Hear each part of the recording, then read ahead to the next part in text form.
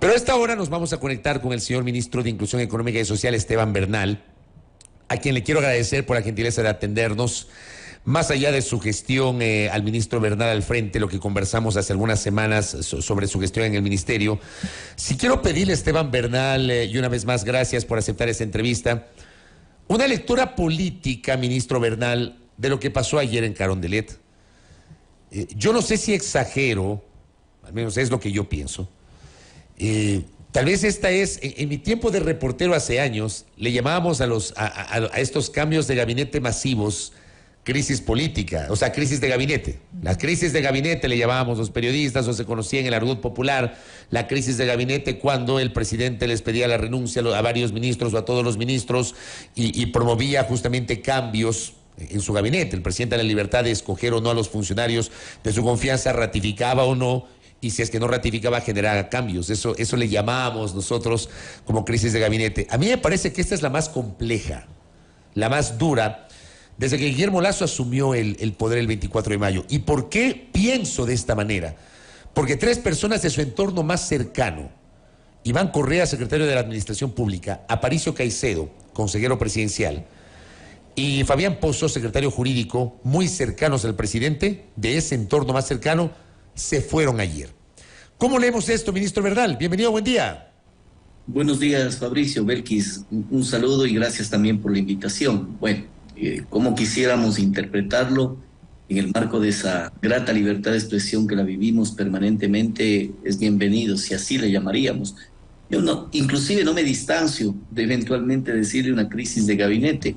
Digo porque está bien, cuando hay un cambio, y usted lo ha citado, personas muy cercanas al presidente han dado un paso al costado, personas a quienes valoro también en lo personal y en lo profesional, que han permitido yo diría, un oxigenamiento interno en el gabinete del presidente Lasso, personas al igual que quien le habla como ministro de Inclusión Económica y Social, desde el día 1 que asumimos un cargo, estamos predispuestos para, obviamente, ante la voluntad del presidente, continuar o dar un paso al costado para seguir siguiendo al país. Creo que esto matiza una reacción del presidente de la República ante un pronunciamiento también del pueblo ecuatoriano. Nadie puede desconocer los resultados del lunes del domingo, más allá, Fabricio, de que usted conocerá, y es de fuente periodística pública, que el consejero Pita ha hecho algunos anuncios con respecto a ciertas cosas que inquietan,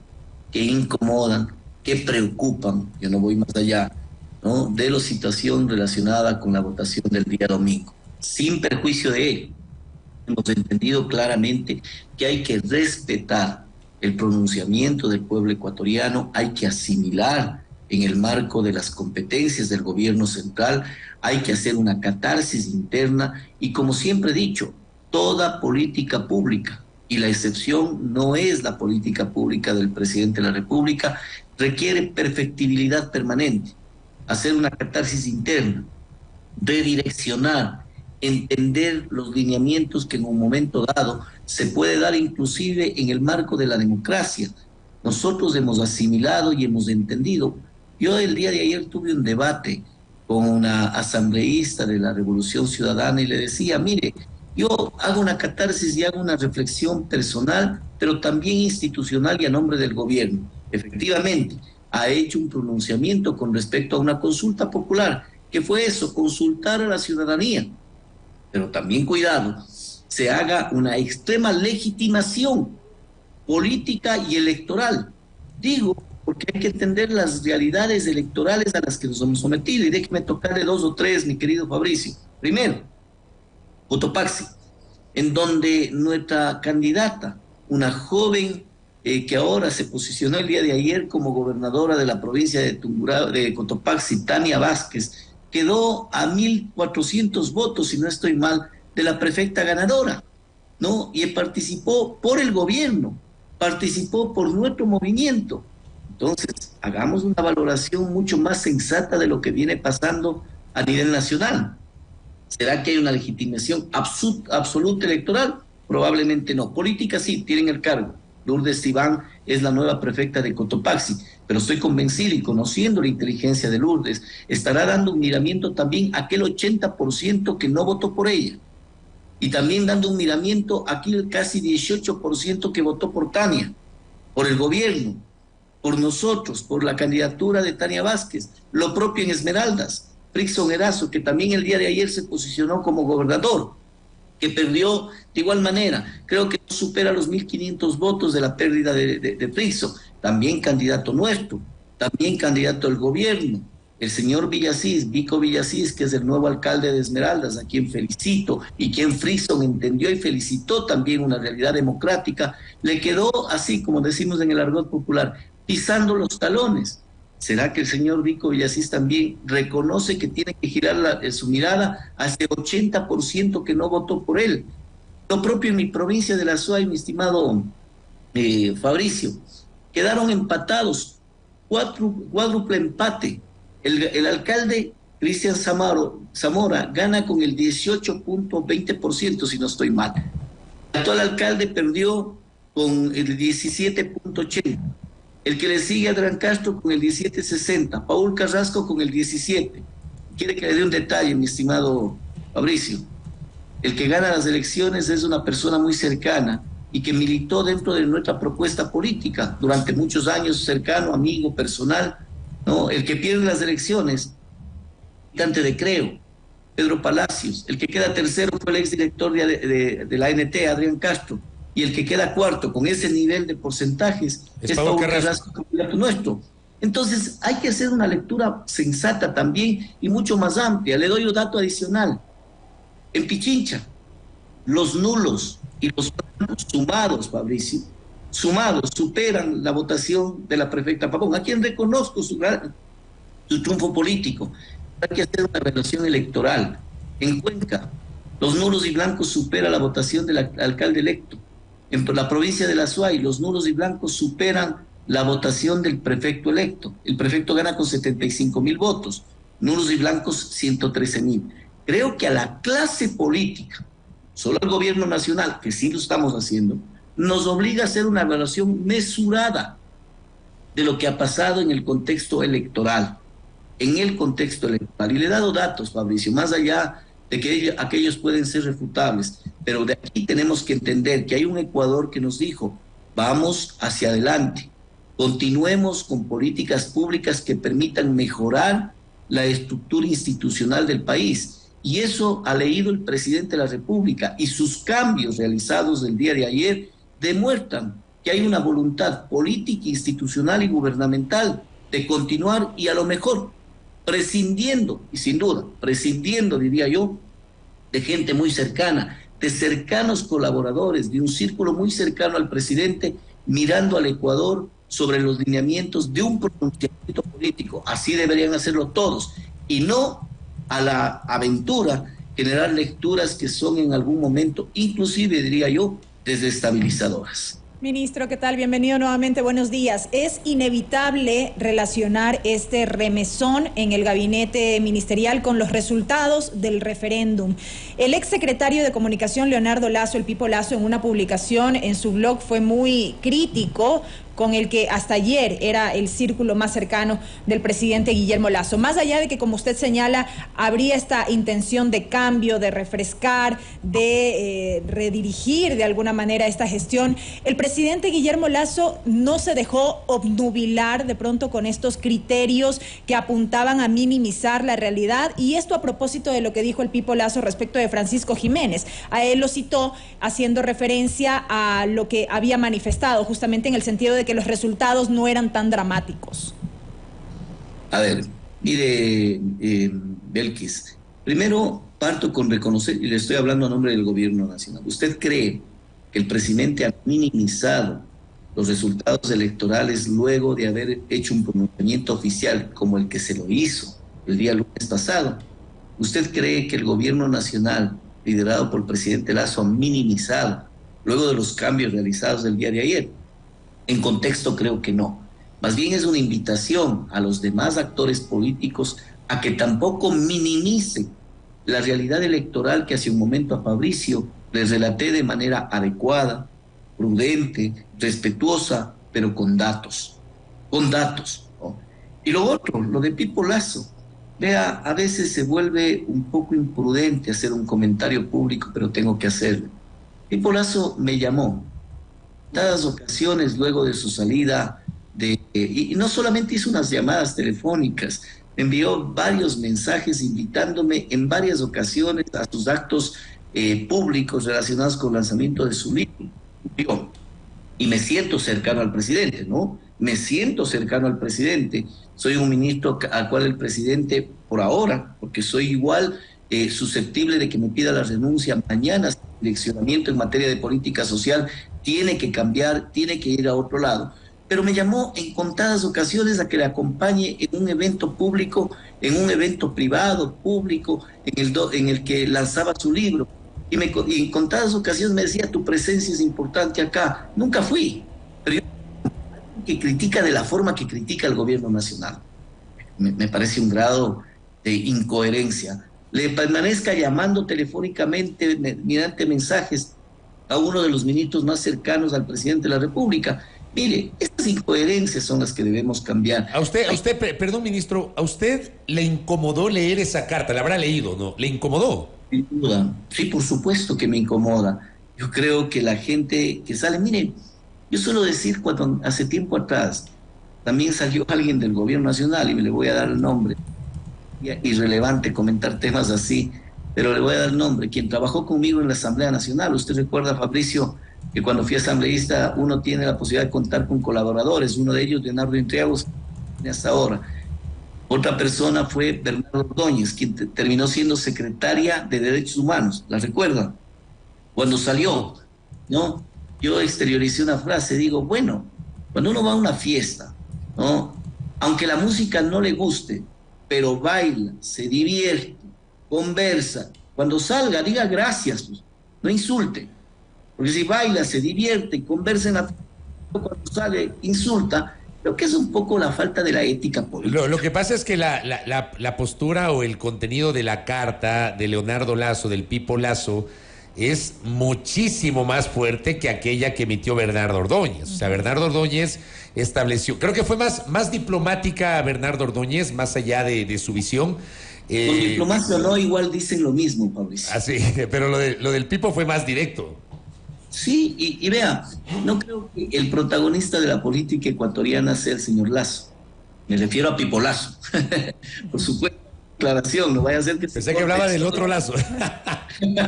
Vaya a ser que le corten eso, porque de todo hay una política nacional. Lo que pasa es que el Pipo es Lazo con una S y el presidente es con doble S. Así es, pero como le digo, yo no comparto, creo que ha sido grotesco de alguna manera, pero no es algo que nos debería referenciar en una entrevista tan importante como la con ustedes. Sin embargo, ministro, y si me permite insistir, ¿no existe ningún tipo de autocrítica por parte del gobierno respecto a lo señalado en esa carta? ¿Nada de lo dicho ahí para ustedes tiene asidero alguno? Mire, usted, entiendo yo, y con todo respeto, Belkis, cree que estoy siendo entrevistado, pero hago una pregunta conjunta. ¿Usted cree que no hay autocrítica en el gobierno luego que el presidente ha tomado la decisión en una primera etapa de generar un refrescamiento con las personas más cercanas? Han salido el secretario de gabinete, el secretario jurídico, el consejero Aparicio Caicedo, el ministro de gobierno, que es no poca cosa, el premier de la República. Es decir, hay un entendimiento claro, pero no basado en esa carta, no basado en esas expresiones procaces en algún momento por parte del secretario de Comunicación, pero sí basado en la evaluación sensata, política, institucional, gubernamental, que le hacemos a un pronunciamiento de un pueblo ecuatoriano. Y fíjense ustedes, hemos sido tan coherentes con esa realidad, que ayer cuando le mencioné, Fabricio, que yo estaba en un debate, yo le mencionaba al asambleísta de la Revolución Ciudadana, decía, miren, ustedes vanaglorian un proceso electoral basándose en un resultado sin generar objetividad en los datos. Si yo me pongo a hacer una evaluación a fondo, esto fue sabramontón político, pues. Si nos ponemos a hacer una valoración de que sí, el gobierno perdió, ¿y quiénes ganaron? Revolución Ciudadana, que estuvo en contra de la consulta popular. Así es. Partido Social Cristiano, que estuvo en contra de la consulta popular, efectivamente. Pachacuti, que estuvo en contra de la consulta popular, también. Saramontón político, pues. Y nosotros, ¿quiénes estuvieron a favor? Nosotros. Y el pueblo se pronunció un 48, sin perjuicio de lo que acaba de mencionar el consejero Pita el día de ayer, con respecto a las irregularidades. Pero yo no me profundizo en ello.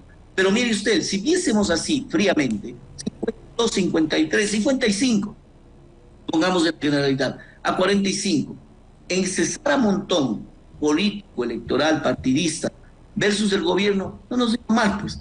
Aún así reflexionamos y somos reflexivos frente a ello, pero no podemos, Belkis, y lo voy a decir con firmeza, y seguramente su invitado posterior, le pido disculpas, no pude asistir a su medio de comunicación personalmente porque tuve una entrevista previa con un medio de comunicación de Guayaquil y no pude salir para poder cumplir con los tiempos. Pero mire, usted va a tener un entrevistado posteriormente y seguramente en ese nivel estará manifestándose. El presidente tiene que renunciar, el presidente tiene que dar un paso al costado, como lo han dicho la mayoría. Yo pregunto, ¿le dieron esa corriente latinoamericana al presidente Boric de Chile cuando perdió el referéndum en el año 2022? Seguramente no, ¿no? Seguramente no. ¿Le dirían lo mismo en esa corriente de izquierda latinoamericana en el 2007 al presidente Chávez cuando perdió las elecciones en Venezuela en un referéndum? Seguramente no. ¿A cuenta de qué?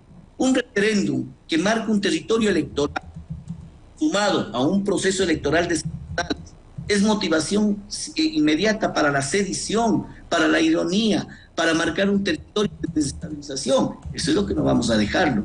Nosotros hemos sido elegidos y el presidente Lasso ha sido elegido democráticamente, institucionalmente regimos los destinos de este país y así lo haremos. Pero usted nos dice, ministro, que, usted nos habla de autocrítica por parte del gobierno, que el presidente efectivamente, y es real, salió el lunes a reconocer los resultados electorales, a plantear un acuerdo nacional. Yo decía esta semana, ministro Bernal, en el deber ser es lo correcto, o sea, luego de un resultado electoral donde el gobierno, de acuerdo a los números, ha perdido su propuesta de referéndum constitucional, el presidente aparece, reconoce los resultados, creo que eso está bien, lo hizo la noche del lunes, y llama a un acuerdo nacional. Que yo insisto, en el deber ser es lo correcto, pero es posible cuando semanas previas, y aquí vienen evidentemente las dificultades, arremetió contra algunos de sus adversarios políticos, cuestionó no solamente el presidente, sino algunos de los voceros del Ejecutivo que estuvieron hablando sobre los temas políticos, casi que quien no estaba de acuerdo con referéndum le estaba haciendo el juego al narcotráfico. Volvió a deslegitimar a la dirigencia de la CONAIE y algunos actores políticos. ¿Cómo tendemos puentes, ministro? Porque yo le insisto, en un país democrático es real, hay que acercar posiciones y hay que buscar un acuerdo, por favor. Yo comulgo con esa tesis. Pero ¿cómo se lo hace o cómo se tienen puentes con aquellos a los que en las semanas previas se les hizo una serie de señalamientos? ¿Cómo tendemos puentes, ministro Bernal? La democracia requiere resiliencia. La democracia y el futuro del país no requiere evaluaciones previas con respecto a posturas electorales políticas que se puede tener. Lo que pasa es que no hay absolutismos, Fabricio. No podemos evaluarnos unidireccionalmente, es decir, el gobierno dijo esto, entonces no puede. Primero, siempre es abierto el diálogo. Yo he sido legislador en donde yo considero se genera el epicentro de la política ecuatoriana, que es el hemiciclo de la Asamblea Nacional.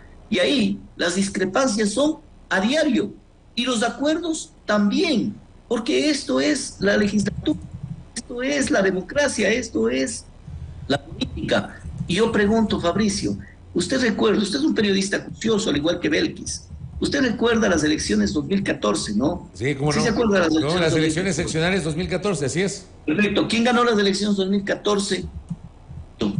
La oposición a Correa. ¿Quién ganó las elecciones 2014 en Cuenca? La oposición. En Guayaquil, la oposición.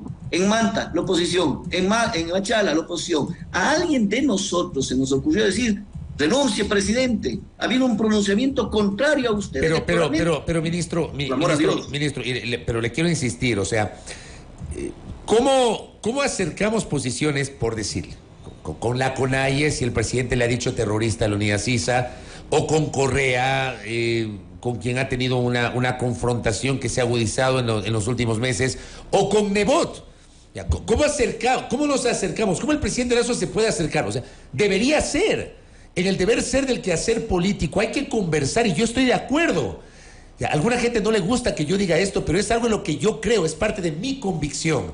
Pero ustedes están en el poder y yo le pregunto a usted, ¿cómo usted se acerca a conversar con alguien a quien semanas atrás le dijo terrorista, o alguien a quien semanas atrás le dijo prófugo, o alguien a quien semanas atrás cuestionó el modelo exitoso que anteriormente se defendió? O sea, ese es mi punto, ministro. ¿Qué hacemos con eso? ¿Cómo lo hacemos?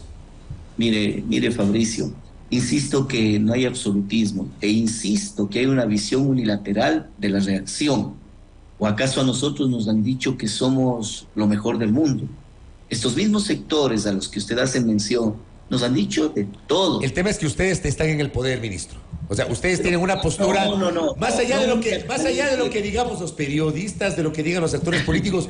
Ustedes están en el poder y ustedes tienen la sartén por el mango, ministro Bernal. Pero por supuesto, y damos el primer paso llamando a una unidad, llamando a un encuentro y llamando a que esto que el Ecuador nos dice, porque no podemos someternos a lo que uno u otro actor, más allá de que nosotros tengamos que dar el primer paso y tomar una decisión como la ha tomado el presidente Lazo, como la ha tomado el gobierno nacional, en decir hay que reconcebir esa visión del país. Pero usted ha escuchado, usted ha visto también a los otros sectores manifestarse en contra del gobierno, así que no hay absolutismos en la política, pero yo creo que sí hay como, Fabricio, para concentrarme en su pregunta.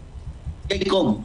Cuando usted de por medio pone los proyectos, los anhelos, las aspiraciones de un pueblo ecuatoriano, no creo pues que ningún dirigente político sensato genere una mirada lateral y diga, no, yo allá no miro, yo allá no quiero saber absolutamente nada. Usted es un periodista que, guardando las distancias que ha guardado con los gobiernos y con nosotros particularmente, manifiesta lo que manifiesta. Es necesario dialogar. Ahora, si a ese diálogo condicionamos un pasado político, nosotros también entraríamos y diríamos, mire, es que lo que pasa es esto. Mire, Fabricio, la sociedad ecuatoriana ha hecho un pronunciamiento. Esa sociedad tiene que obligarnos, y lo voy a volver a decir de manera fehaciente y firme, a todos los políticos ecuatorianos, más bien a aquellos que usted entrevista y reivindican un triunfo político, sin hacer un miramiento de lo electoral, que ya le mencionaba en varias ocasiones, es porque hay una ceguera también política en el otro sector, pues. ¿O usted cree que hay una legitimidad electoral absoluta en el país? ¿Usted cree o sea, que eso no existe? O sea, no existen los absolutos. Y yo coincido con eso. Sí hay legitimidades electorales. A mí me choca, por ejemplo, cuando alguna gente dice ganaste por un voto o el país está partido y hay que desconocer o deslegitimar al otro porcentaje de la población. A mí me choca mucho eso. De acuerdo, entonces estamos llamados a que hagamos un juicio de valor, que reconozcamos los errores que pueden existir. Ya, Fabricio, yo he dicho en varias ocasiones y en su medio de comunicación he estado ahí permanente, las veces que tenía que informar, porque yo no tengo reparo en sacar la información y decirle lo que es la realidad, que hemos sido un gobierno que haciendo mucho informa poco, un gran pecado nuestro, un gran pecado, porque tenemos que generar la cordura prudente del manejo de los recursos públicos, pero también informar. Ahí le he dicho, se construye una frase que se llama el demérito del mérito. Cuando el presidente dice, yo no puedo 50 millones de dólares en publicidad, y resulta que ese mérito se termina convirtiendo en el tiempo en demérito, y no hemos podido mostrarle a la ciudadanía que hemos logrado bajar del 32% de pobreza al 25%, del 14% de pobreza extrema al 9%, hemos logrado reducir del 1% de personas, niños, niñas y adolescentes que están en la calle, que eran 360,000 personas en la calle, en mendicidad, en trabajo infantil, en mayo del 2021, a 230,000 a la fecha, según datos del INEC. El mismo INEC que cuando le conviene a la oposición usa para decir, mire lo que dice el INEC, ha caído el empleo, pero cuando muestra datos positivos dice, es que es el INEC. Eso no es muy creíble. Y son datos, y yo sí digo, la frase también que debe movernos a los ecuatorianos, que el dato mata el relato. Y esto que le estoy mencionando son datos reales. Hemos logrado crear el bono infancia futuro, hemos incrementado la cobertura social, generando la mayor inversión institucional de la historia en el Ministerio de Inclusión Económica y Social con 1.711 millones de dólares para dar una cobertura a más de 1.905.000 núcleos familiares en el país. No es poca cosa. No es poca cosa, y si queremos hablar de obra, también entremos, 16 unidades educativas inauguradas, la construcción de varias vías en la sierra centro del país, pero lógicamente tal vez no informamos lo suficiente. Sí, es lo que hay que detectar, es lo que hemos hecho una catarsis, y es hacia donde vamos, pero todos, absolutamente todos, Fabricio, esto es lo que tiene que la sociedad ecuatoriana exigir, que toda la clase política, incluyendo sus próximos invitados, y nosotros como gobierno, debemos hacer una reflexión sobre la legitimación. En la provincia de Cotopaxi, les reitero, en donde emerge el liderazgo que normalmente genera la ironía, que quiere que nos desestabilicemos, que hay que sacarle al presidente. Ahí, nosotros quedamos en segundo lugar con nuestra candidatura. Y pegado con 1.400 votos, la nueva gobernadora de Cotopaxi, Tania Vázquez, de nosotros, del movimiento Creo, del gobierno. Entonces, las lecturas tienen que ser objetivas, lo propio en Esmeraldas, en donde tanto han la acción del gobierno. Ahí, Frickson Erazo quedó a menos de un punto del actual alcalde, a menos de un punto, y aún se siguen revisando actas. Esa es la acción más coherente. Correcto, ministro. De un procedimiento electoral, mi estimado Fabricio. Ministro Bernal, yo debo reconocer que usted, siempre que le hemos invitado, usted siempre ha estado abierto a conversar con nosotros. De hecho, buena parte de los ministros, por no decir casi todos, siempre tiene la gentileza de acompañarnos. Y siempre con altura, además. Y siempre con altura, como también nosotros lo manejamos. Yo creo que una entrevista se puede manejar así, con juicio crítico, correcto, tanto por parte de nosotros cuanto por parte de nuestro entrevistado. Le agradezco, ministro Bernal, muy amable. Usted, y le pido y le exteriorizo disculpas y la emotividad. No, estuvo bien. Está en su derecho. Muchas gracias y un abrazo. Bien, ministro. Predispuesto. Gracias. Muchas gracias. Muy gentil, Esteban Bernal, ministro de Inclusión Económica y Social. La visión del ministro Bernal sobre los cambios de gabinete y el resultado del referéndum.